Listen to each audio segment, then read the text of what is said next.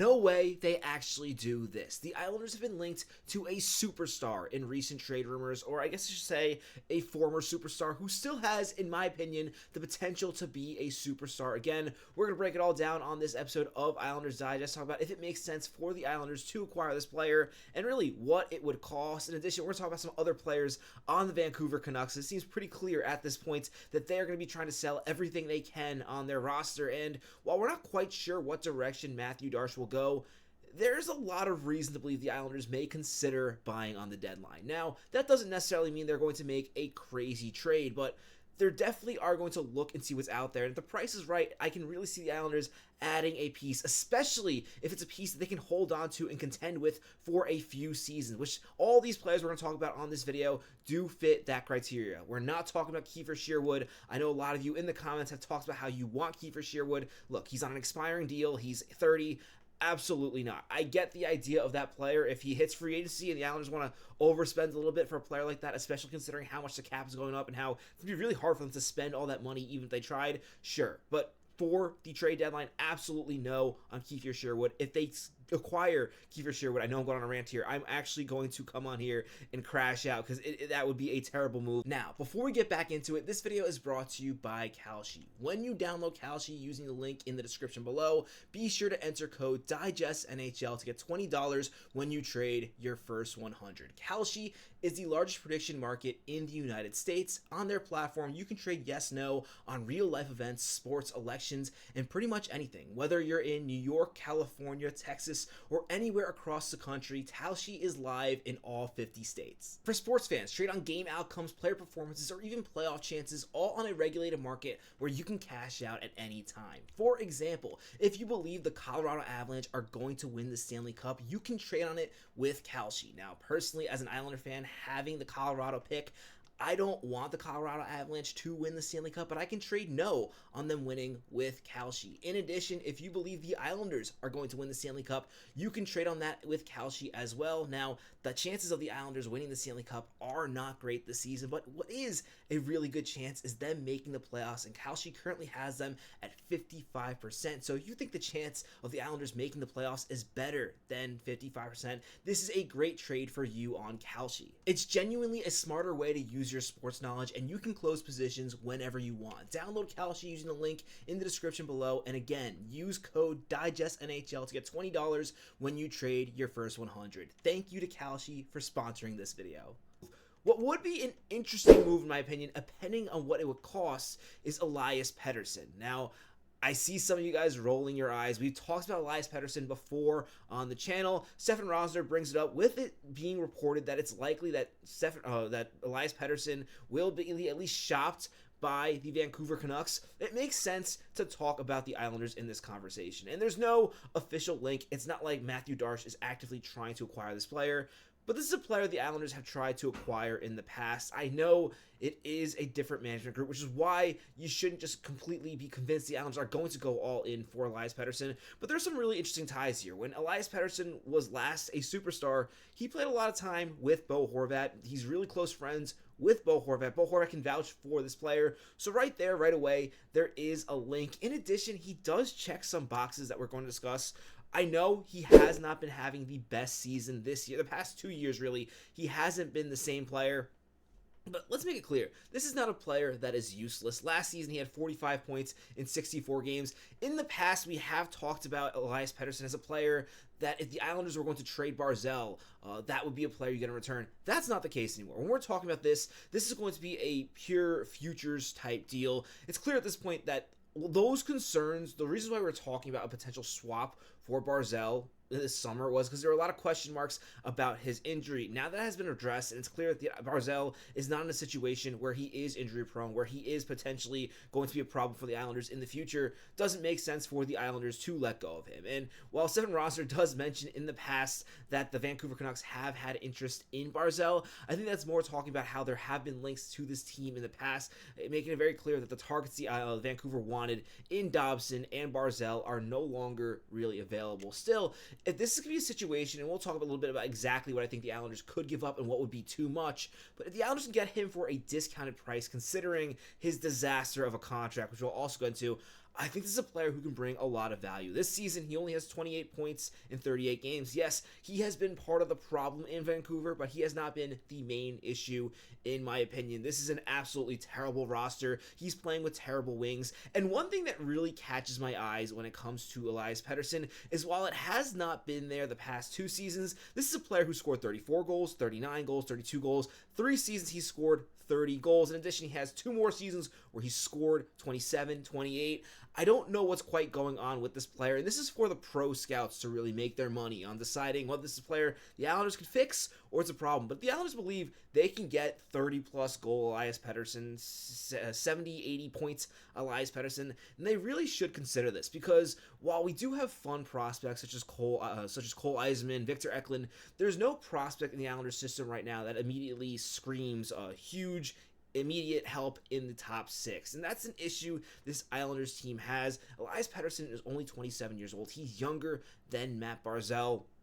If they think they can get elite production from him, this is a player that when he's on the top of his game, no player in the Islanders system, really most prospect systems, can really compete with him. His career high in the NHL is 102 points. And I'm not saying the Islanders are going to acquire Elias Pettersson. He's going to become a 102-point Pettersson. I think there's a good chance we never see a 102-point Pettersson again.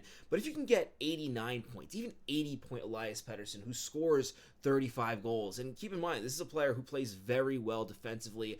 I think if the Islanders were to acquire him, you should play him on Barzal's, have Barzal play wing with Elias Pettersson. That could be the goal-scoring center that Barzal, or player that Barzal has needed to play with for so long. I know they have a connection to Horvat, and I think they would be lethal on the power play, which is another issue for the New York Islanders. But this is a very interesting situation where if you can get this player at a discount, I think you consider it because there's a chance that you can get the superstar back out of him. He's not playing like that right now, and that's the huge risk here. 28 points in 38 games, while it's not horrible, that is solid production. He'd be one of the top players on the Islanders, right under Matthew Schaefer, but that's not what you want for a player that you're paying $11 million. That's the reason why this contract likely is available. That's why this is such a challenging trade you can make. But considering what I said with the salary cap, now the issue here is this contract does go for another 6 years. But considering what I said with this cap being a situation where it's going to be hard to spend, one of the reasons why, I'll talk about it in a later video, I would love to see if he is available. The Islanders go after a player like Panarin just to spend that cap on something that can help them make the playoffs. But with a player like Elias Pettersson, with this cap being so high, if Vancouver's in a situation, because keep in mind, they have now finally used the word rebuild, they finally bit the bullet, this team has to rebuild, they're likely going to want to cut cap here to make this product a little cheaper on the ice, and fans are very frustrated with this player. If you can find a situation where you can trade for a first-round pick, one of your bad contracts, and a decent prospect that's not one of your top guys, I think you consider this deal. And I know that doesn't sound appetizing for Vancouver fans. If I was Vancouver, I would say no to that because I would have hopes that Elias Pettersson can turn around. But if this is a case where they don't think that's the case, I would love the Islanders to be all in on trying to get this player, because I think there is a chance that he can return to his former glory. And let me know in the comments what you think about that.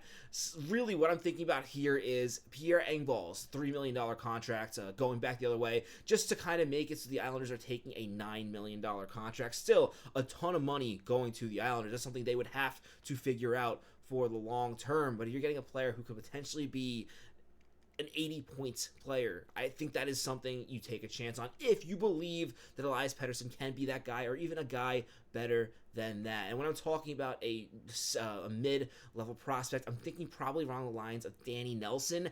I think once you get to the level of Sean Aitchison, while it would make sense Vancouver would want a player like that in return, I think once you get to that level of prospect, I think the Islanders probably should say no to a Sean Aitchison or a Cole Eiserman. Anything past that, when we're talking about like Victor Eklund, so that does not make sense for the Islanders. I think those prospects are too good. Obviously, Cal Ritchie is an absolute hell no on a trade like this, but It'd be interesting if that was what the price looked like. I think it would make sense for the Islanders. Now, out of these three players that we're going to talk about, I think this is the least likely for the Islanders to go for. The next player we're going to talk about is Conor Garland. This is a player who'd make a ton of sense for the Islanders. The only issue is he is 29, 2 years older than Pettersson, and that does make a difference. Still, this is a player who, I know he's 5'10", some people are going to comment they want a bigger guy with size. This is a guy who's nasty. He plays playoff-style hockey. We talk about needing more production from the wings. He would absolutely bring that to the Islanders. A really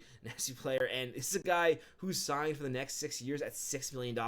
That's actually a really attractive contract. It's a weird situation where he has a no-trade clause kicking in at the end of this deal. Typically, you don't trade players like that. At this point, I got to imagine he does not want to spend the next 6 years in Vancouver. I don't know. I don't know Conor Garland personally, but that's a player I would definitely be interested in. I wonder if the price would be maybe a little too high, just considering that he is seen by so many teams as a more valuable piece. But that's something I would also be interested in giving a first-round pick for. I don't think the Islanders are in a position where they should just be throwing around first-round picks. That's why we're not talking about rentals here. All these players are players under team control where, yes, you're losing a first-round pick, but you're getting a guy who you know is going to be a contributor in the Islanders lineup for a long time. The last one, and this is one, if he is available for trade, the Islanders should absolutely go all in for. This is Filip Hronek. We talked about him before on this channel. Filip Hronek is the perfect defensive partner for Matthew Schaefer. His previous defensive partner before he got traded was Quinn Hughes. He knows how to play with these elite defensemen, knows how to get the best out of these elite defensemen. And if you look at his points this year, considering how bad Vancouver has been, he has 27 points in 46 games. He is an absolute player. He provides offense from the defensive end, but he also provides really solid defense. As much as I love Ryan Pulock as Matthew Schaefer's partner, I think he could use a bit of an upgrade, and Filip Hronek is absolutely that. He is 28 years old, but when it comes to right-handed defensemen, there are not any options really in free agency this season, and it only gets worse from here. The Islanders don't currently have any right-handed defensive prospects in their system, so even if you draft one, it's going to take 3 or 4 years realistically for them to come up the lineup, and even then, who knows how good they're going to be.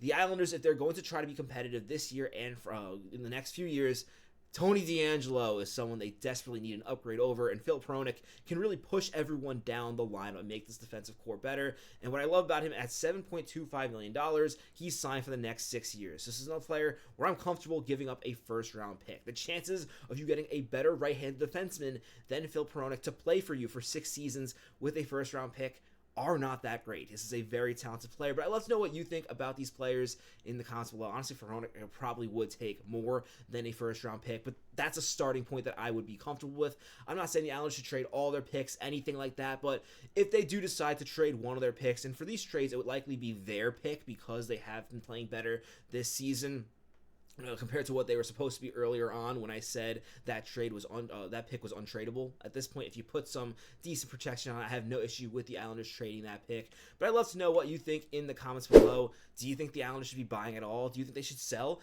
Do you think they should do both? Maybe they can trade a player like Pageau and then use those assets to bring in another player who can help the team more. I'd love to know your thoughts. As always, if you haven't already, be sure to subscribe to the channel. I'm your host, Patrick Nilan. Let's go Islanders.